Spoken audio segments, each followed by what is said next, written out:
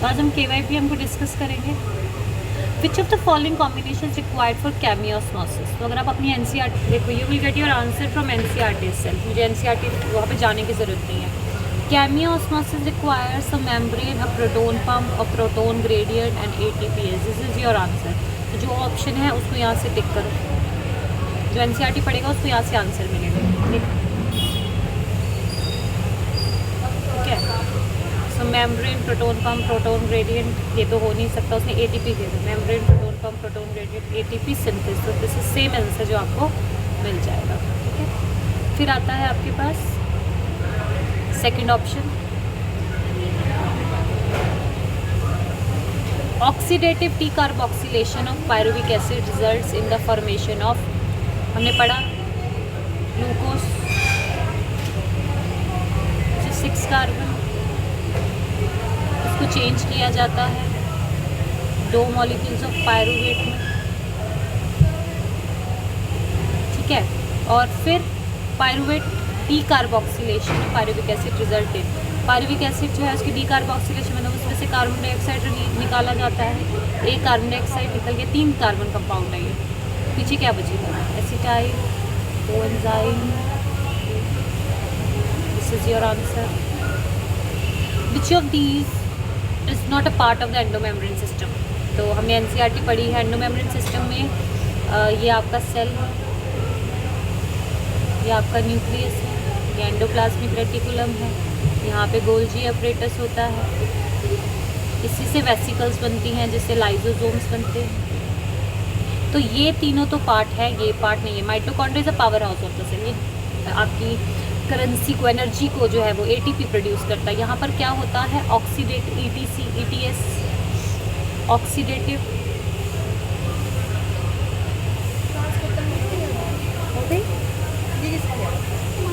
Oxidative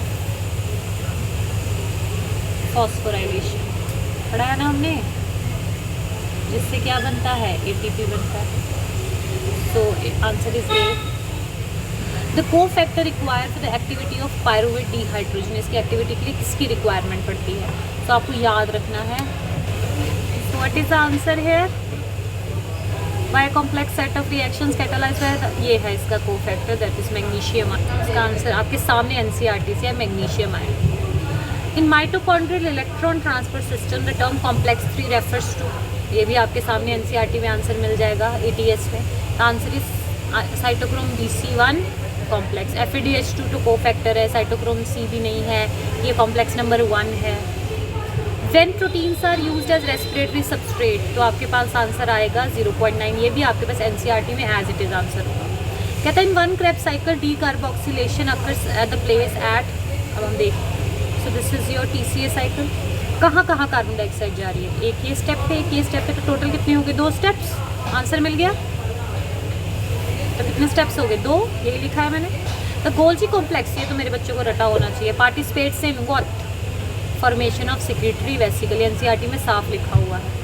which of the following events does not occur in rough endoplasmic reticulum? अच्छा जी, peptide वाले सारे काम करेगा ये, पर लिपिड वाला कोई काम नहीं करेगा ये। तो ये आएगा आंसर फॉस्फोलिपिड। RER का काम है प्रोटीन्स के बारे में देखना, प्रोटीन्स की सिंथेसिस, प्रोटीन की एवरीथिंग, बट लिपिड्स का ये कुछ नहीं देखेगा, वो SCR का काम है। Which of the following statement is not correct? Lysosomes have numerous hydrolytic enzymes, बिल्कुल ठीक बात है। हाइड्रोलाइटिक एंजाइम्स होते हैं, तो लाइसोसोम्स के अंदर होते हैं हाइड्रोलाइटिक एंजाइम्स है, ताकि वो चीज़ों को तोड़ सके, तो ये भी ठीक आएगा। हाइड्रोलाइटिक एंजाइम्स और लाइसोसोम्स आर एक्टिव अंडर, बिल्कुल ठीक। एसिडिक pH होता है, लाइसोसोम के ऊपर सिंगल मेम्ब्रेन होती है। Lysosomes are form the process of packaging of, no, ये आंसर है 1, 2, 3, इसका आंसर आएगा D। The concept of ominous celluli a cellula regarding cell, it was given by Rudolf Virchow, NCERT exercise का question है। Nissl bodies are composed of, Nissl bodies आपको दिखेंगी neurons में। Neurons होते हैं, न्यूरॉन मतलब आपके दिमाग का सेल, तो ये न्यूरॉन्स है। इस न्यूरॉन्स के अंदर निसल बॉडीज़ होती हैं। ये जो निसल बॉडीज़ होती हैं ये आपके इम्पल्स को ट्रांसपोर्ट करने में हेल्प करती है। तो ये किससे बनी होती है? आपको हमेशा याद रखना, it is made up of free ribosomes and rough endoplasmic reticulum. याद रखना मेरी बात। When the centromere is situated in the middle, मतलब सेंट्रोमियर मिडल पे है, 2 इक्वल आर्म्स, इसको कौन सा बोलते हैं? तो इसका आंसर आएगा metacentric B.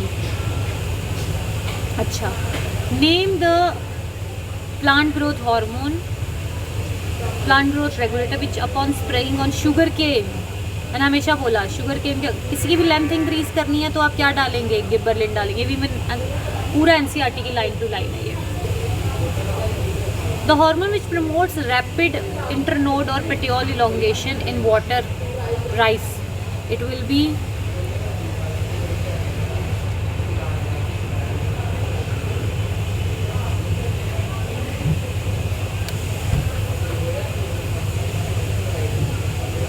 the hormone which promotes rapid internode of elongation in deep water rise of। चले नेक्स्ट देखो। In tissue culture experiments, the leaf mesophyll cells are put in a culture medium to form callus. This phenomena be called as, क्या बोलेंगे? हमने हमेशा आपको समझाया है, ये हमने डी डिफ्रेंसिएशन में पढ़ा। अगर आपका डी डिफ्रेंसिएशन वो दोबारा से ग्रोथ करेगा, मतलब आपके पास एक लीफ का मेसोफिल आपने उठाया, उसे टेस्ट ट्यूब में डाला, उसमें ऑक्सिन प्लस साइटोकाइनिन डालोगे तो वो ऑलरेडी डिवाइड कर चुके हैं, अब वो दोबारा से डिवाइड करे तो answer would be dedifferentiation. क्या करेगा? दोबारा से डिवाइड करेगा, dedifferentiation. 17th question. One hormone hastens the maturity period in juvenile conifers, a second hormone controls xylem differentiation, while the third increases the tolerance of the plant to various stresses, they are respectively. अच्छा, कौन है जो maturity period in juvenile conifers करता है? देखो,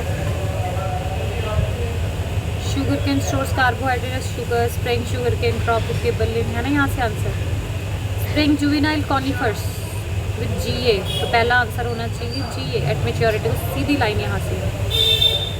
पहला option तो बिल्कुल इनकरेक्ट है, नहीं तो ऑक्सिन ऑक्सिन। सेकंड ऑप्शन है गिबरलिन। सेकंड ऑप्शन क्या है? और second hormone control the xylem differentiation, ये आता है ऑक्सिन। याद है आपको वो 2,4-D वाला ऑक्सिन। तीसरा ऑप्शन है टॉलरेंस। टॉलरेंस हमेशा स्ट्रेस हार्मोन देता है, that is your abscisic acid, इसे हम स्ट्रेस हार्मोन बोलते हैं, तो आंसर वुड बी डी।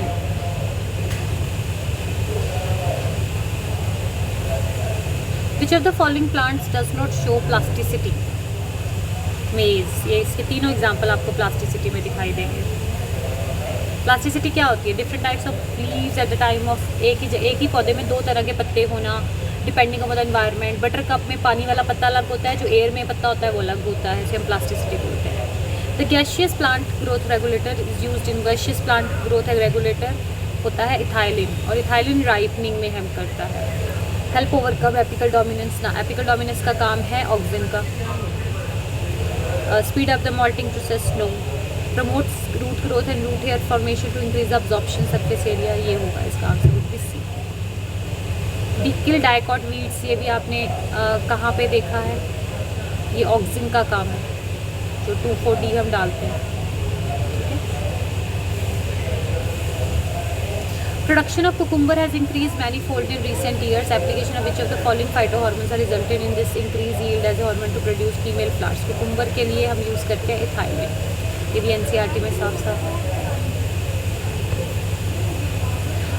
तो what is the net gain of ATP attached to outer surface of inner mitochondrial membrane? It is a mobile cytochrome C is a small protein found attached to outer surface of inner mitochondrial membrane. It is a mobile electron carrier that transfer electron between, अभी देख लेते हैं। So NCERT में आपके पास answer होगा ये देखो। Cytochrome C is a small protein attached to the outer surface of inner membrane and act as a mobile carrier for the transfer of electrons between complex 3 and complex 4. So this is your answer.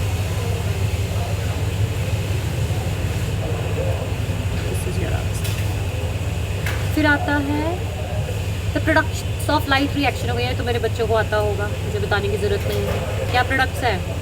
ATP and NADPH. NADH नहीं बोल देना, NADH आपका respiration के वक्त बनता है, ये 2 बनते हैं। In C4 plants the bundle sheaths are, बड़ी बड़ी होती है bundle sheaths, are having high density of chloroplast, have thin walls. No, bundle sheath की जो वॉल्स होती है ये आपको दिखेगा C4 में। बंडल शीट की जो वॉल होती है वो मोटी होती है ताकि ना कोई भी गैस इसमें एंटर ना कर सके, छोड़ ना सके। नो इंटरसेलुलर स्पेस ज़्यादा नहीं होती। नो पेप कार्बोक्सिलेज तो इसमें होता ही नहीं, इसमें होता है रुबिस्को। क्योंकि इसी में होता है आपका Calvin cycle. Answer is this. कौन सी तरह का क्लोरोप्लास्ट होता है इसके पास? अ ग्रैनल।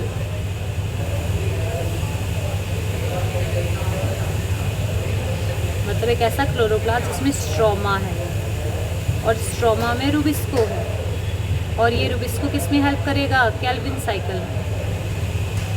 केल्विन साइकिल को C3 साइकिल भी बोलते हैं, और ये क्या प्रोडक्ट निकालता है? ग्लूकोज। ठीक है। Given below are the two statements. Statement 1. The primary carbon dioxide acceptor in C4 plant is phosphoenol pyruvate and is found in mesophyll cells. Statement 2. Mesophyll cells of C4 plant lack Rubisco enzyme. ये तो ठीक है. Statement 2 is correct. In the light of mesophyll cells of C4 plants lack Rubisco enzyme.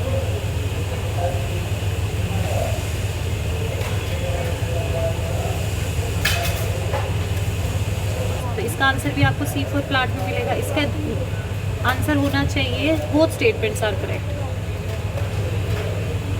Statement 2 statement 4 are correct, दोनों करेक्ट। ये देखो आपका answer.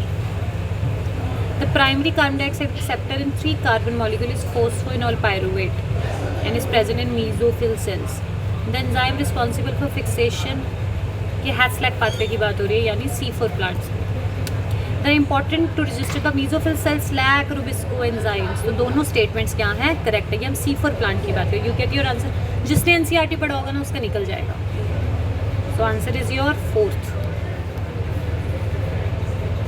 Question number 5th। The 5 carbon compound forming during TC देखो, ये देखो, ये होता है 3 कार्बन कंपाउंड, ये 2, ये होता है 4 और 2, ये हो गया 6। ये 3 कार्बन कंपाउंड, इसके यहाँ से कार्बन डाइऑक्साइड निकलती है, यही है पायरुवेट डीकार्बोक्सिलेशन। ये बना एसिटाइल कोएंजाइम है, एसिटाइल कोएंजाइम में यहाँ से आता है, यहाँ से एक्सैलो एसिटिक एसिड इसके साथ मिलकर सिट्रिक एसिड बनाता है। सिट्रिक एसिड में से 6 में से मतलब ये सिट्रिक एसिड 6 मॉलिक्यूल है, 1 2 3 4 5 6, इसमें से 1 निकल गया कार्बन डाइऑक्साइड के रूप में। पीछे कितने बचे? 1 2 3 4 5। तो आंसर वुड बी अल्फा। की ये कितना कंपाउंड है? 5 कार्बन कंपाउंड। तो ये आ गया तुम्हारा answer. So this is your answer. फिर आता है 27। For each ATP produce how many hydrogen ion passes through F0 the intermembrane space to matrix down electron chemical gradient. एक ATP के लिए NCERT पढ़ते हैं, नहीं NCERT में 4 है। हाँ, 4 हाइड्रोजन आयन होते हैं एक ATP के लिए। देखो याद है आपको, कॉम्प्लेक्स होता है कॉम्प्लेक्स 1, कॉम्प्लेक्स 3, कॉम्प्लेक्स 2, कॉम्प्लेक्स 4। इससे जाते हैं 4, इससे जाते हैं 4, इससे जाते हैं 2। तो अगर एक हाइड्रोजन के लिए 4 for each ATP 4 hydrogen ion लगते हैं 1 ATP के लिए।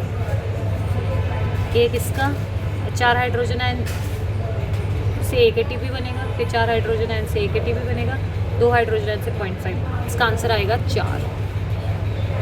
Answer would be 4। New NCERT में 4 है, पुरानी NCERT में चेंज है। Next question. What amount of energy is release from glucose during lactic acid formation? Less than 7%।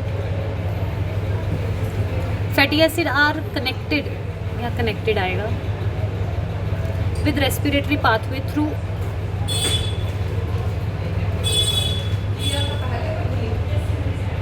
तो ये क्वेश्चन है फैटी एसिड कहाँ से लिंक करता है? तो ये है एसिटाइल कोएंजाइम। एक जाती हूँ पेपर ठीक कराऊँ। Acetyl coenzyme. Sucrose is converted into glucose. इसका आंसर भी आपके सामने NCERT में पढ़ो इसको। NCERT the term glycolysis are originated from Greek glucose for sugar. The scheme of glycolysis in this the glucose derived from sucrose which is the end product of photosynthesis। देखो लिखा ना NCERT में, sucrose is converted into glucose and fructose by the enzyme invertase. तो answer मिल गया आपको। ये आपके question के आंसर्स हैं, इसको करो ठीक, चेक करो और देखो।